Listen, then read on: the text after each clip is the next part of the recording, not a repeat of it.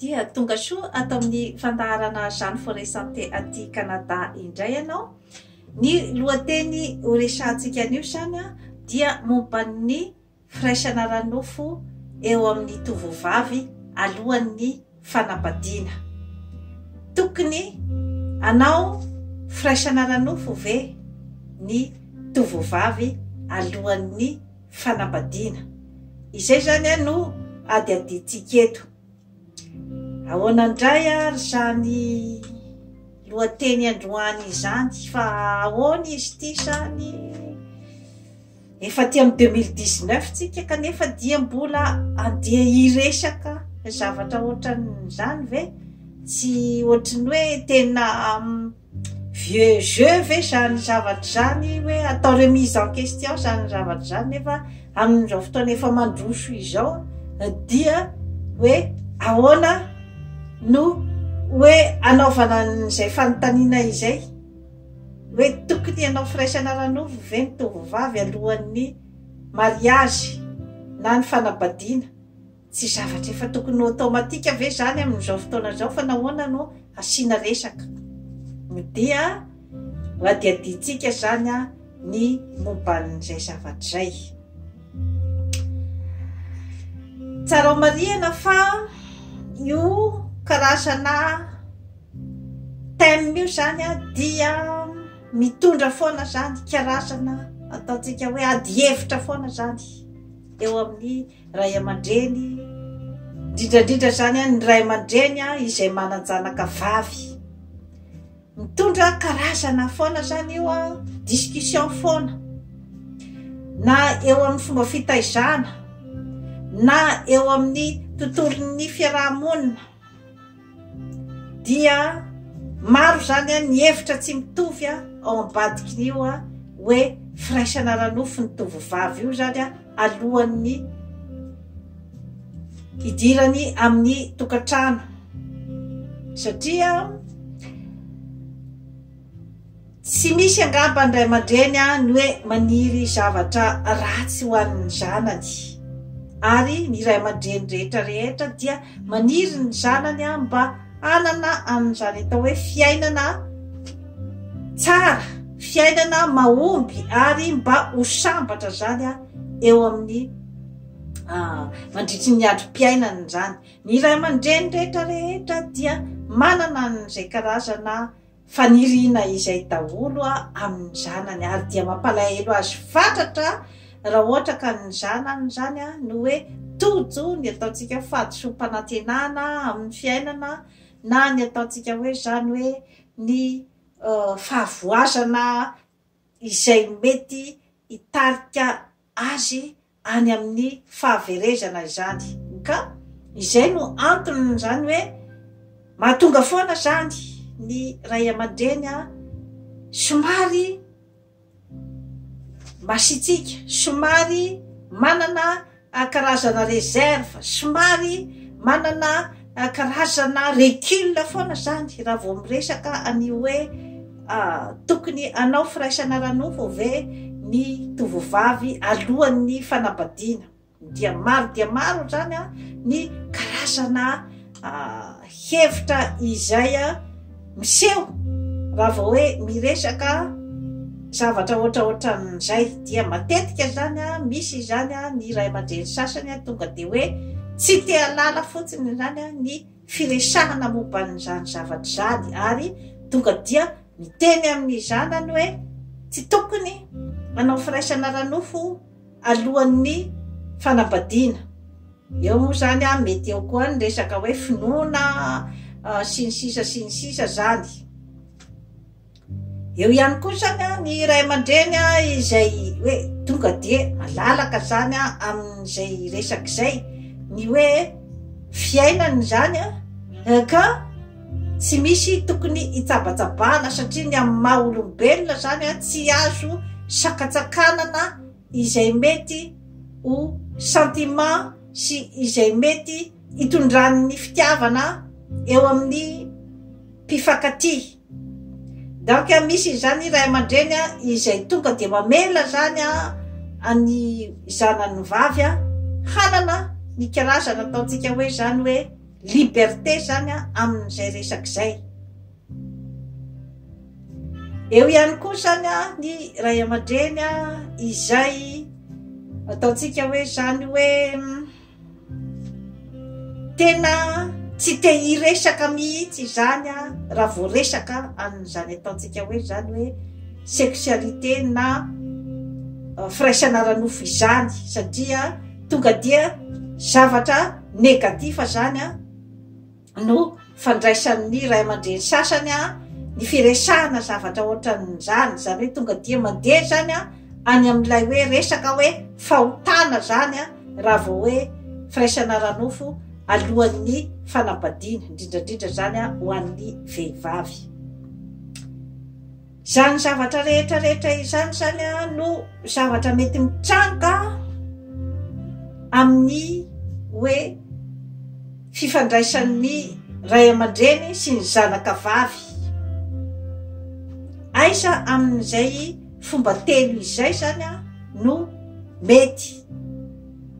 satria araky ny nilazaiko teo dia tsy misy ray aman-dreny maniry ny zanany hoe hanana karazana fahadisom-panantenana na hoe tsy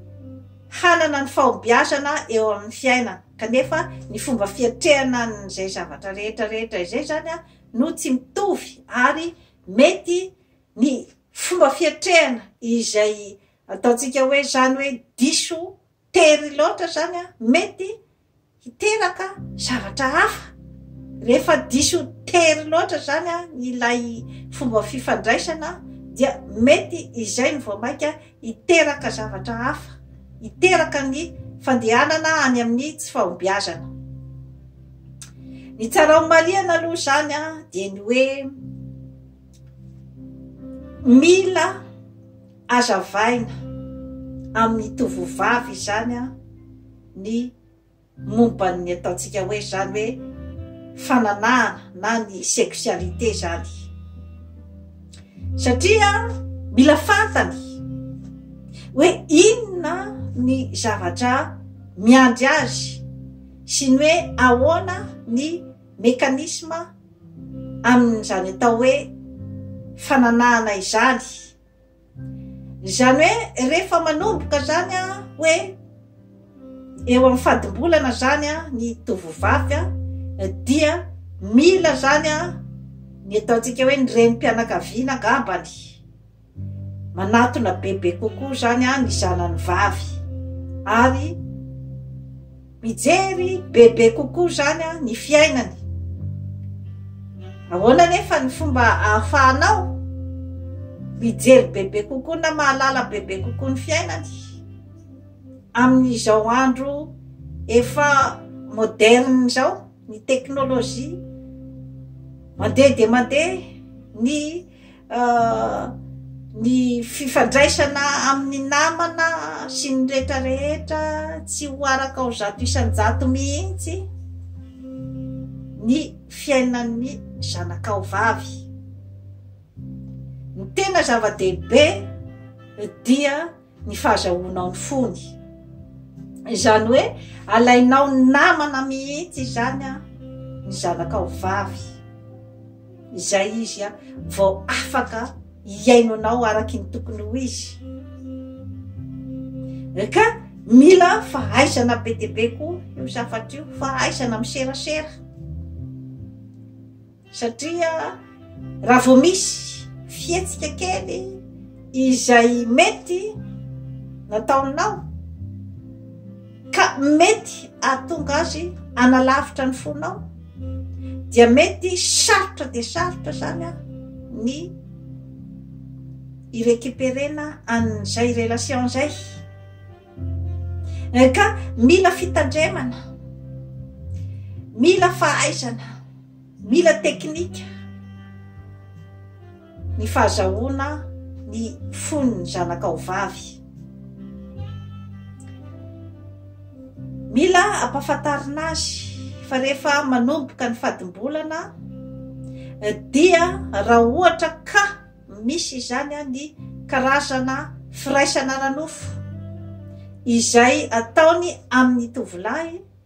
dia mety hiteraka zaza izay firaisana ranofo izay. Mila zavaina azy tsara zany ny zavatra ohatran'izay. Misy ihany koa zany ny ataontsika hoe risque zany ny atratrarany ny maladie sexuellement transmissible na ny aretina avy amin'ny fananahana zany. Mila zavaina azy daholy ny zavatra ohatran'izay. Dia mety ihany koa isy ihany koa ny karazana fahadisom-panantenana satria tsy misy zavatra fantatra ny momban'izay zavatra zay, satria mila fantatry ny tovovavy zany ny hoe ohatraohatry ny ahoana ny karazana faniriana izay misy eo amin'ny tovolahy zany. Efa nazavaiko teto ny hoe ahoana ny karazana faniriana misy eo amin'ny tovolahy zany. Dia ny faniriana izay te hanana zany ny ataontsika hoe tanjona dia ny firaisana ranofo amin'ny tovovavy. Ka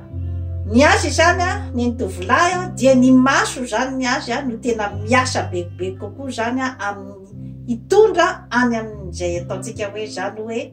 firaisana ranofo izay. Kanefa ny an'ny tovovavy dia ny fony azy no miteny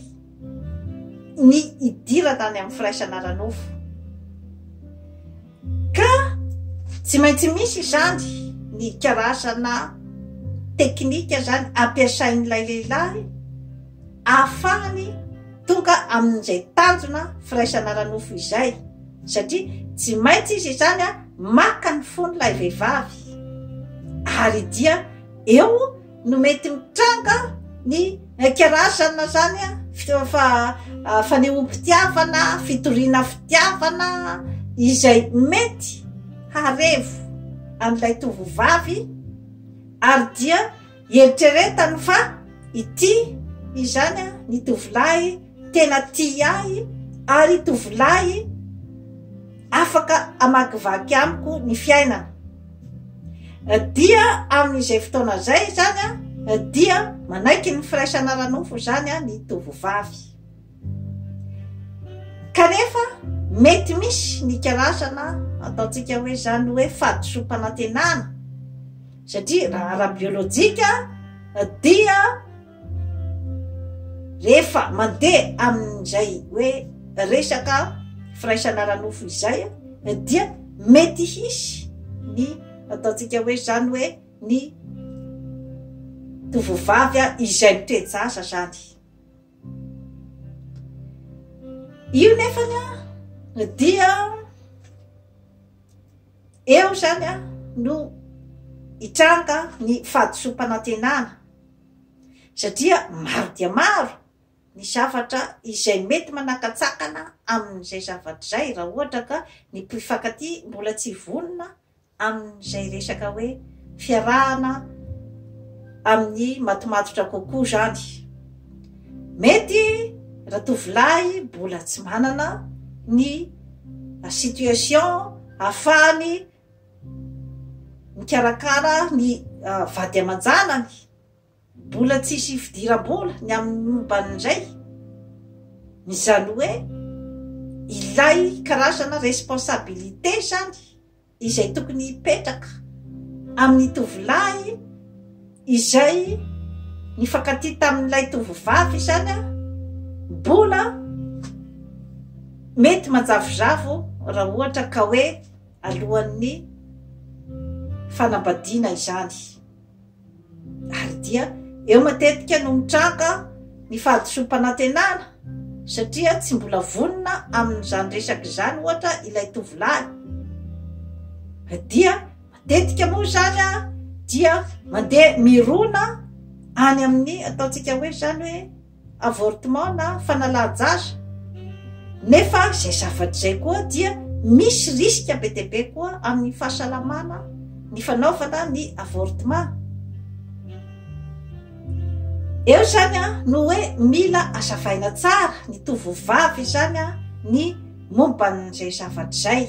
hoe inona sinona daholy ny riska mety ho hitany eo amin'ny resaka firaisana ara-nofo. Mety koa anana fahadisom-panantenana ihany koa izy amin'ny resaka fitiavana, satria mety hoe fitiavana izay tena nandrininy fony, kanefa ny amin'ny hoe raha atao zany ny psikolozian'ny tovolahy dia matetika izy mbola tia nandranandrana fotsiny ny amin'izany hoe firaisana ara-nofo zany amin'ny mahatanora azy. Indraindray koa tsy arakaraky ny eritreretana azy koa, fa rehefa vita ny firaisana ara-nofo dia misinda ny fitiavana. Zany zavatra rehetrarehetra izany dia tsara ho fantatra daholy, tsara ampahafantarina ny tovovavy. Ka tsy tokony mihitsy zany ny iambahamba ny renim-pianakaviana zany miresaka zavatra ohatran'izay zany amin'ny zanany vavy, satria aleo misoroka toy izay mitsabo izy ny fitenenana. Raha ohatra zany ka hitanao fa efa misy zany ny tovolahy izay mifanaritarika amin'ny zanaka ho vavy dia tsy tokony ianao hoe anakipy maso fotsiny amin'izay zavatra mety hitranga, fa manazava azy amin'ny atsipiriany amin'izay zavatra rehetra no teneniko teo izay, ary ampahamatorana fa tsy ny fanakatsakananao azy ny amin'ny hoe tsy tokony ianao an'izany. Olombelona ireo zanakao ireo, olombelona izy mety tsy hatana ny karazana fakapanahy, misy ny alim-pandihizana, misy ny fotoana izay mety araikitra an'izany firaisana ara-nofo izany eo amin'ny tanora. Ka ny tsaratsara dia ny mijery akaiky izany, mijery akaiky ny fandehan-javatra rehetra rehetra, ary indrindrandrindra manazava aminy an'izay karazana phénomène biolojika izay nitantaraiko teo izay ny amin'ny hoe momba ny filozofian'ny lehilahy alohan'ny fanambadiana amin'ny izay resaka firaisana ara-nofo izay. Ka azavaina azy ny zavatra rehetra mety hitranga zany. Raha ohatra moa ka hitanao fa hoe sarotra ny anakananao an'izay zavatra zay dia tsaratsara ihany ny manoro hevitra azy zany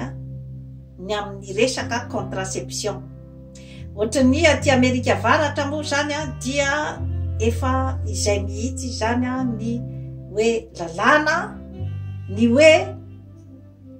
tsy manana droit zany ianao ray aman-dreny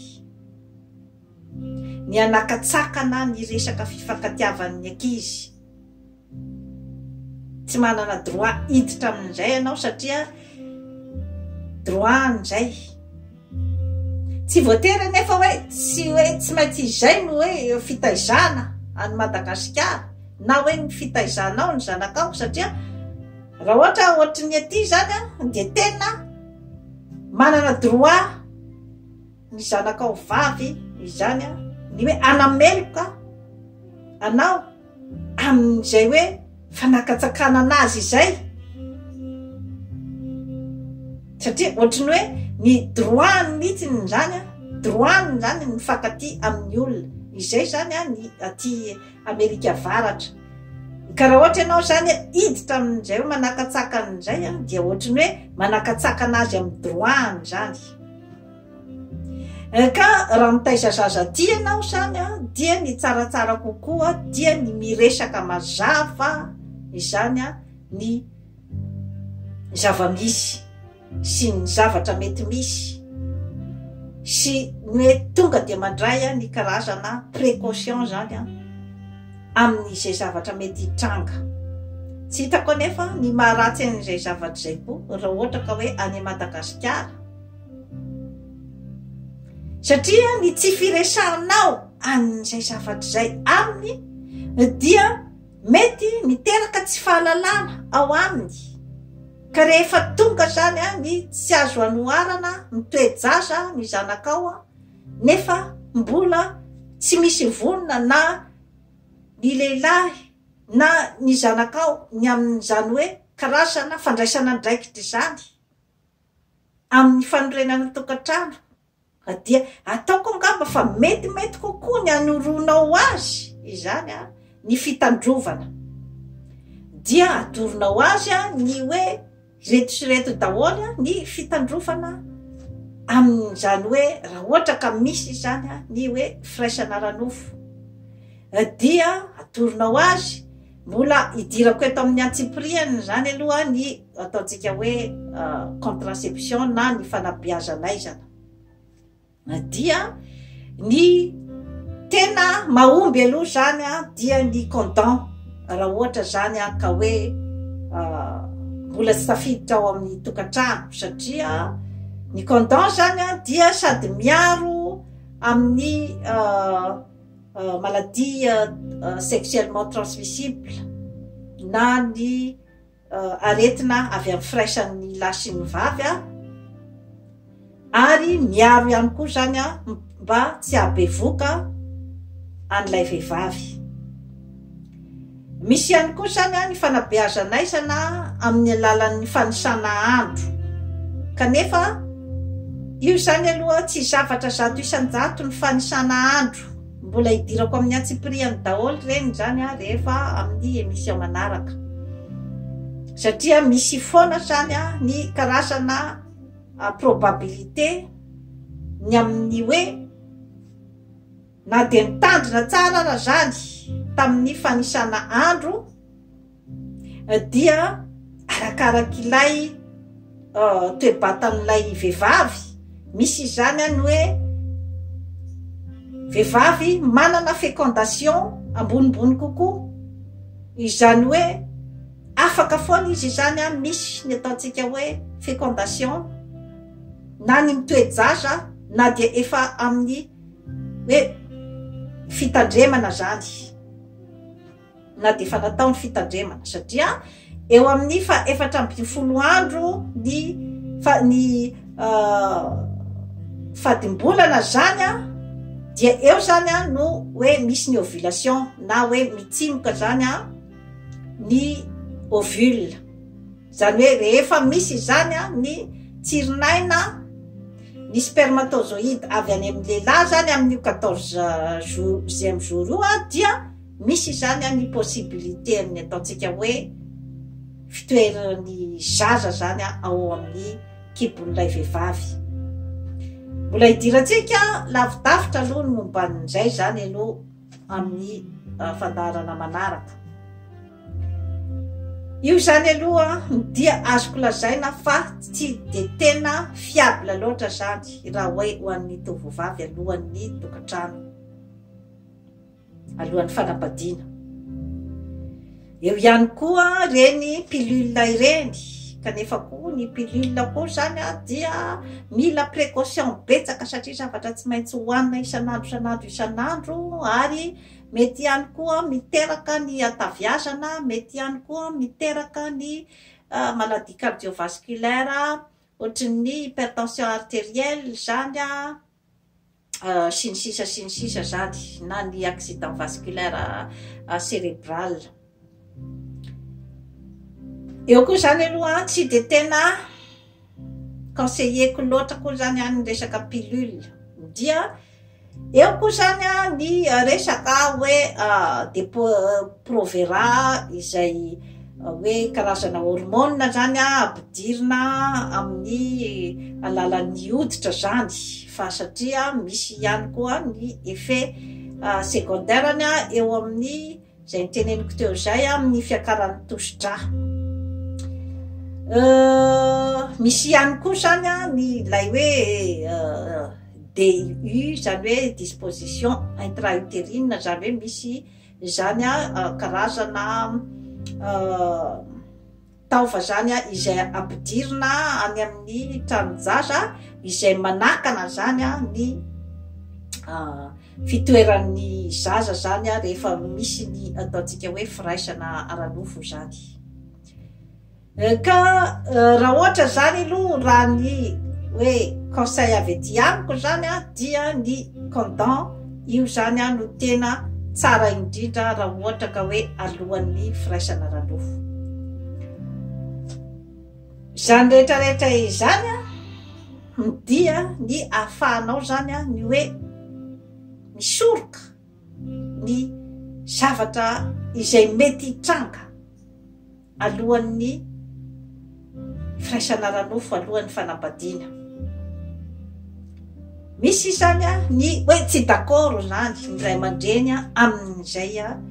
fomba hoe firosoana amin'ny famahana ny olana zany. Misy zany ny miteny hoe tsy maniraka n'ilay zaza ve zay zavatra zay hoe anao ny zavatra tsy tokony atao. Nefa raha ohatra zany ka hoe lanjalanjainao daholy ny zavatra rehetra rehetra, raha ohatra koa nefa teneninao fotsiny ilay zaza ny hoe tsy ilaina manao an'izany alohan'ny firaisana alohan'ny fanambadiana ohatra, nefa ny amin'ny maha olombelona mety betsaka ny fakapanahy dia amin'izay fotoana izay dia vao mainka mety ho loza ny fitrakany satria ao anatin'ny tsy fahalalana zany ny zanakao. Dia amin'izay fotoana izay izy zany eo zany izy vao zay vao hoe ahita ny conséquence ny zavatra nataony izay efa nitany saiko tery aloha zany ny mety ho conséquence ny firaisana ara-nofo. Nefa moa hoe diso zato isan-jato ve zay fihevitra zay, diso zato isan-jato hoe izay fihevitra hoe tsy tokony hanao firaisana ara-nofo alohan'ny fanambadiana. Misy antony be dia be koa matoa ny ray aman-dreny mandrara ny zavatra ohatran'izay. Tsy tokony hoe ho raisin'ny zanaka zany ny hoe zavatra toy izay rehefa miteny ny ray aman-dreny zany hoe tsy tsara ny manao firaisana ara-nofo alohan'ny hanambadiana, tsy tsara ny miara-mipetraka alohan'ny fanambadiana. Misy zavatra hitany ao, manana expérience izy. Matetika moa zany amin'ny zavatra ohatran'izay dia mety miteny ilay tovovavy hoe nareo sy dadany miara-mipetraka koa taloha alohan'ny nanambadiana anareo, manina zany no sakatsakana anareo amin'izay resaka izay. Dia tsy tokony zany aloha hoe ianao ray aman-dreny izay voakasika izay zavatra izay zany ilavolefina fa manazava aminy ny hoe inona ny zavatra mety tsy hatsara amin'izay toe-javatra zay. Azavaina aminy fa atolotra azy foana hoe anao ny misafidy ny fiainanao ary mila karazana takta goavana dia goavana zany ny firesahana zavatra ohatran'izany, satria raha ohatra ka tonga dia didiky fe lehibe fotsiny nataonao dia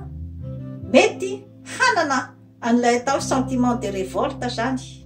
ny zanakao amin'izay fotoana izay dia vao mainka ho loza ny zavatra mety aterany. Ka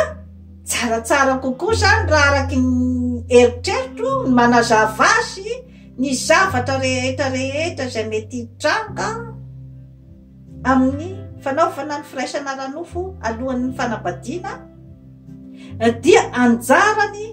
izany ny misafidy ny lalana izay tiany ale amin'ny fiainana. Aleo azavaina malalaka tsara mihitsy ny zavatra rehetra rehetra ary dia mametraka ianao ray aman-dreny indrindra ianao reny mametraka zany ny amin'ny hoe fitiavanao ny zanakao satria tsy misy zavatra fantatra tsisy zavatra fantatra mihitsy ny fifankatiavan'olombelona mety misy nanana expérience tsara tamin'izany zavatra zany hoe tovolahy izay nifanena taminy hoe mbola vao 5 taona 6 taona miaraka dia nandeha ny fiarana dia fitiavana tena idealy fitiavana tena izy mifanambady rehefa avy eo dia nanana taranaka